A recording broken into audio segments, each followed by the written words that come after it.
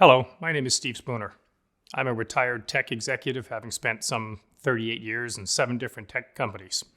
My last executive engagement was as the CFO of Mitel for some 16 years. It was at Mitel where I had the pleasure of meeting and working with Vanessa Kanu, who worked for me for roughly 15 years, the last 4 to 5 years of which she worked as a direct report, having worked her way up our organization to ultimately become Senior Vice President of Finance. And I'm happy to say that on my decision to retire in June 2019, on my strong recommendation, Vanessa was given the role as my successor to be Chief Financial Officer at Mitel. When I think of Vanessa from an employee perspective, I will tell you that employees all wanted to work for Vanessa. Right? One, because she was scary smart and they knew they would learn things from her and that would help advance their careers. But two, she was a fun person to work with. She respected work and family life balance, having a husband and 2 beautiful daughters of her own. She pushed people to do their best, but in pushing them also made sure that those who went the extra mile got the recognition and the rewards and the opportunities that they so deserved. When I think about the colleagues that worked with Vanessa, they would universally say that they wanted Vanessa at the table with them if there was a challenging business issue to be addressed.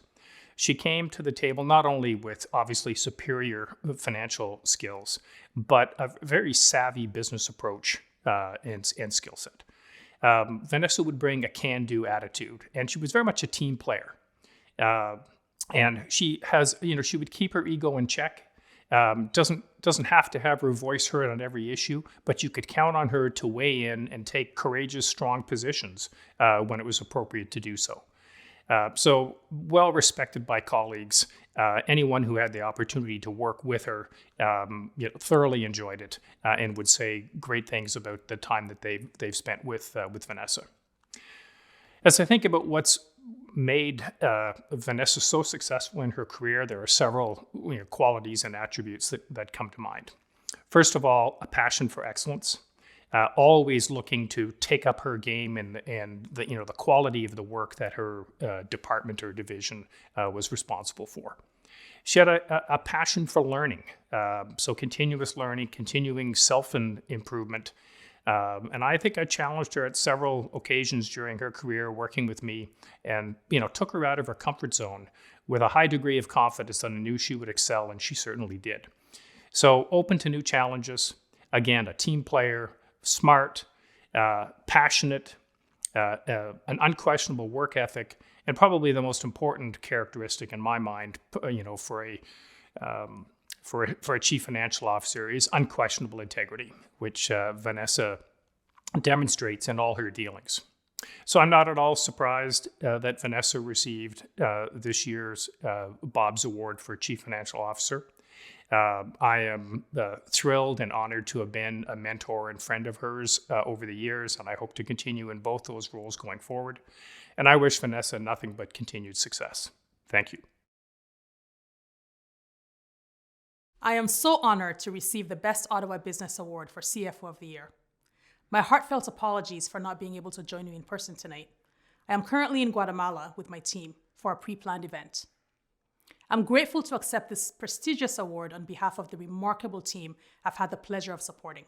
When I learned that I was this year's recipient, I was absolutely speechless. I know our team has worked hard this past year, but I also know that Ottawa has a very high bar for CFOs. And I am humbled to be chosen from among my very accomplished peers. My journey at Telus International began during a chaotic time.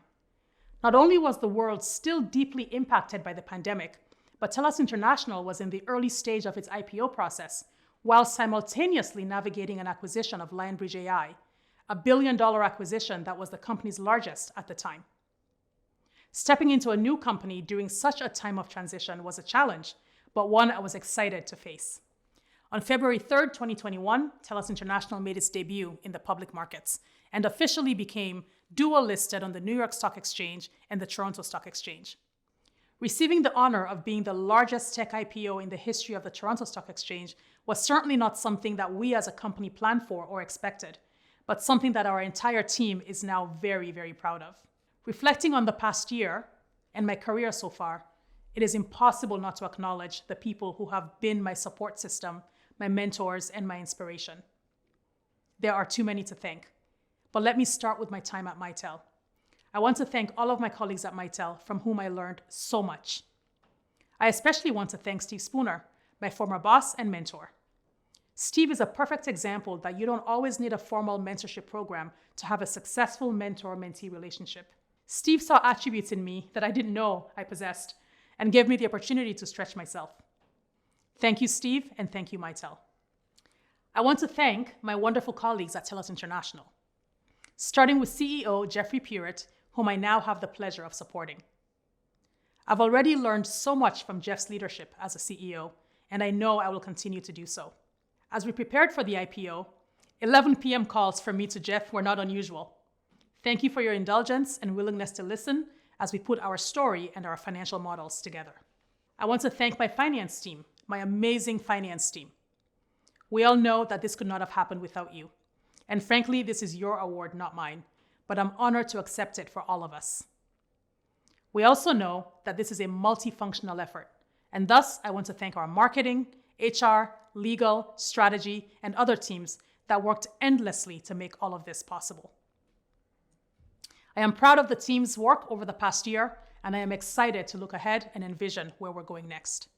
And to my family, my husband, Yusufa, my favorite oldest daughter, Kyra, my favorite youngest daughter, Safia, and my mother, Yata. None of this happens without you. Thank you for your encouragement, your support, your advice, and your well-timed humor exactly when I need it. You allow me to do what I do, and you keep me grounded and remind me of what is truly important. I love you beyond words. And lastly, I also want to take a moment to thank the great city of Ottawa. This has been our home for over 20 years, and I have come to know firsthand the many wonderful citizens who are its foundation. I can tell you that Ottawa is a center of innovation and world-class talent. We have a thriving tech community that has given so many people, myself included, the chance to expand on a global stage. My sincere gratitude to the Ottawa Board of Trade and Ottawa Business Journal for this remarkable award. I am truly, truly honored. Thank you.